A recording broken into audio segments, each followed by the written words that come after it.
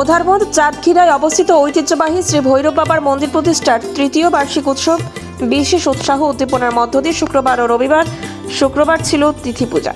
রবিবার সকাল থেকেই ভৈরব বাবার মন্দির প্রতিষ্ঠার বার্ষিক উৎসবকে ঘিরে প্রাকৃতিক মনোরম শোভায় বেষ্টিত ওই এলাকার এক আনন্দমুখর পরিবেশের সৃষ্টি হয়। মহিলারা ভৈরব বাবার জলাভিষেকের জন্য কাঁচাকান্তি মায়ের মন্দির থেকে বাদ্যযন্ত্র সহযোগে কলসি ভর্তি করে জল নিয়ে আসেন।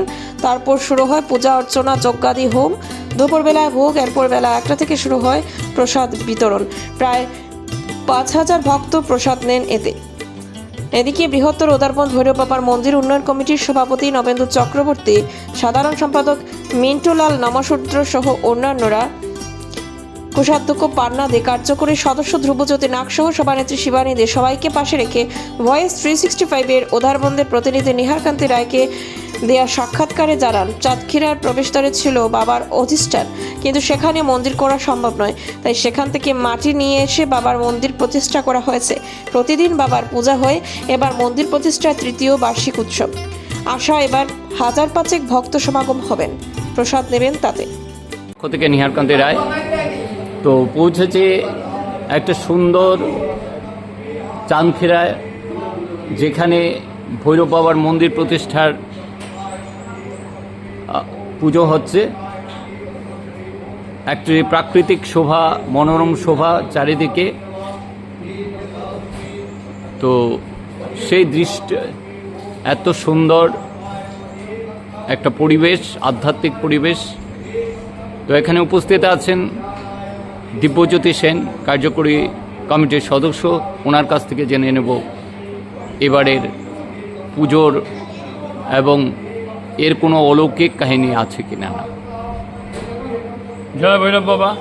আমাদের বৃহত্তর উদারবন্দ চাঁদখিরা ভৈরব বাড়ি গত 3 বছর আগে মন্দির প্রতিষ্ঠা হয়েছে এবং সেই অনুসারে এইবার তৃতীয় বৎসর বাৎসরিক উৎসব উদযাপিত হচ্ছে।